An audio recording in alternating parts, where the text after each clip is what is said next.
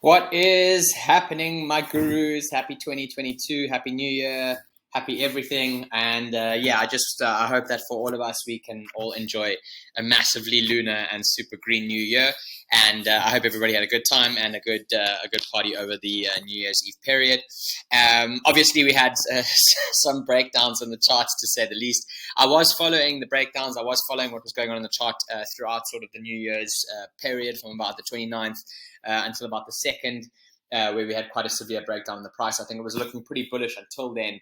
Obviously, after which it sort of seemed to have collapsed. I'm not exactly too particularly sure on the reason. I've got my own theory, which I will get into now. But yeah, I don't think that anybody has a specific understanding as to why the price broke down. So let's just look at the charts and let's basically just see if we can break it down from a technical analysis perspective. So first things first, let me just quickly open up the chart here. Alrighty, so what we're looking at here is we're looking at the weekly time frame on the Bitcoin CME futures chart. Now, what this futures chart is, it basically tracks all of the trading action from the Chicago Mercantile, I'm pretty sure it's Mercantile Exchange, and that's in Chicago. That is one of the first and the largest derivatives exchanges in the world. All that means is that basically instead of us trading futures on our phones and on our laptops, you can literally go to the CME, give them your money, and they will trade the futures for you. They have a bunch of traders, and they're constantly trading. Now, there's something that I'd like to also pick up here, which is called the CME gaps, which we will get into. We'll get into the CME gaps in another video, but basically sometimes what happens is when their offices close at one price and then open at a different price, it creates a gap in their chart. So you can actually see the gap that I'm talking about over here. These gaps generally tend to get filled, which means the price will generally tend to come down, confirm the gap, and then continue onwards. So wherever you do see gaps in the chart, you can almost be rest assured that the price will eventually come back down to sort of satisfy that gap. But basically what we're looking at here, and the reason why I wanted to look at the weekly chart is for the following reason. We're still seeing the same sort of thing on the weekly chart. I am noticing the start of a very, pretty perfect head and shoulders here, and head and shoulders obviously means down. It usually picks up with that pattern. I'm not saying that it's definitely that. I'm just identifying that we could be looking at that. There are multiple levels that we need to clear before any sort of concern. One of them is obviously 40,500. I'm not really concerned about that. We're looking at the super macro here at the moment. I will dive into the daily and then into the 4-hourly with a little bit more sort of detail, but I just wanted to sort of look at the weekly here. You can see that there is a very clear support level over here. Sorry, I just want to quickly open that up again. There's a very clear support here at around 40K, which is fine. At the end of the day, for me, I'll be keeping my eyes on that. I don't know if we're actually going to get that sort of confirmation. If we do, then it will definitely validate the head and shoulders that we've been discussing here. At which point we would probably see a bit more bearishness, and that will take us down to confirm the sort of 40K level. So that's pretty much on the weekly chart. You can see that the RSI is now bottoming out. We had quite a heavy sort of bearish indicator here on the cipher indicator as well. And at that point, I think it would have been prudent to say we could have seen quite a bit of bearishness, which would have come from the top over here. So that's pretty much the weekly chart. The weekly chart, unfortunately, is still looking a little bit on the bearish side. I want to quickly just dive into the daily chart so that we can have a look at the support bands and whatnot. The other thing I wanted to also get in touch with you guys, well, let me just put into the daily chart. We can look at the moving averages as well as the support band.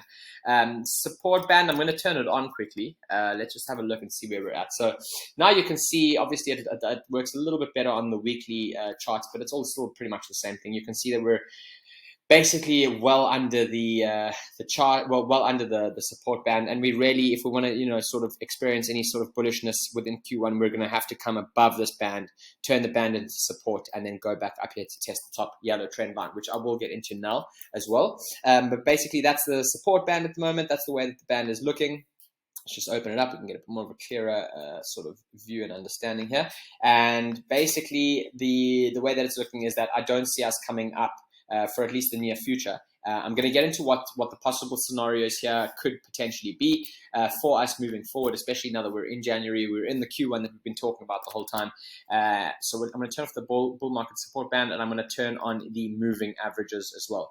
So like we've been discussing just before the Christmas period, we did have what was being touted as the death cross, which is the 20-day moving average crossing over the 200-day moving average, which it's now obviously floating quite a bit back down. And the 100 moving average is now coming for the 200 moving average as well, which is another sign of what they call a death cross as well. So both, unfortunately, bearish indicators, they are looking like they are coming for us.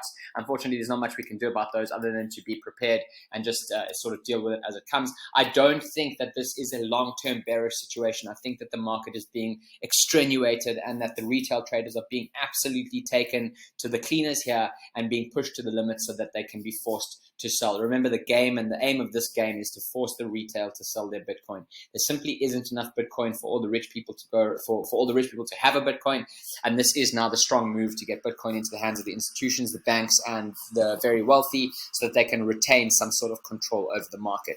So that's all that's happening, and that's why I'm not really fearful in terms of a long-term bearish prospect. I think that these things are here to really push our emotions to the edge, and see how far they can take us. So let's just have a look at what we're looking at here in terms of the daily chart. So this is now the Bitcoin daily chart, and we can see that we continuously get these falling wedges. It then breaks up, collapses, puts in another falling wedge, breaks up, collapses, puts in another falling wedge, breaks up. You guys can see the pattern. So it's most likely what's going to happen. And again, I think the market cycle is now happening in waves. It's not these massive ideas of these macro cycles of 4 months in, 4 years in, 1 year on, and 4 years off. And I don't think it's going to be like that anymore. I think we're now going to see repetitive patterns that are going to be based on narratives and no longer this sort of macro general idea of what crypto is and how it's performing. So that's pretty much where I see us at the moment. I do see us coming out of this sort of wedge and breaking up. We do want to eventually get to the top here, and I can guarantee you that we are probably going to test these areas before the end of this sort of super cycle, if you will, and maybe when we start seeing a market of diminishing returns, otherwise known as bear market. But again, that will probably last a hell of a lot shorter than historically has been. And I don't see us really having this sort of, couple multi-year bear market. Cool. So that's pretty much what we're looking at on the daily. It's pretty much just falling wedge after falling wedge. The good news is that the falling wedges do seem to break up with great accuracy as well. So I'm going to quickly just pull down into the intraday chart. Sorry about that. I'll also quickly do a little bit on alts at the end there. But let's just quickly first hop into the intraday chart on Bitcoin here, which is the 4-hourly chart. Let me just change that up and over. And we've got this here. Let's just get this, change the time frame. We are now in daily. We're going to move over to the 4-hourly chart, which is over here. Cool. So now if we look at the 4-hourly chart, we can sort of see the falling wedge a little bit more clear. You can see the old one, which is the one identified in the green, and then obviously the new one that seems to be forming pretty solidly. Again, this breakout could happen now. It could happen, in a couple of days' time. But one thing I do want to mention, and one thing I do want to note, is that when we first sort of saw the price breakdown here, one thing I noted is that it's going to seek to confirm this yellow line, which it did. It's not confirmed the yellow line at that point from the initial drop. Please excuse my computer. It's just acting very, very slow at the moment. Google Chrome does not like, my computer doesn't like Google Chrome. But anyway, so what we had here is we've got this one test over here. We've got another test over here. And we are most likely going to get our third test in this region over here, which is going to allow, sorry, these squiggles and my computer are not playing ball. Basically, we're going to get another test around here, which is going to allow us sort of to achieve a nice leg up towards 70K. First 52, then 53, then 55, then 58, then 60, 63, 65, 88, and then 70K. So that's pretty much where I see us going. If you have any questions, please do not hesitate to let me know in the chat.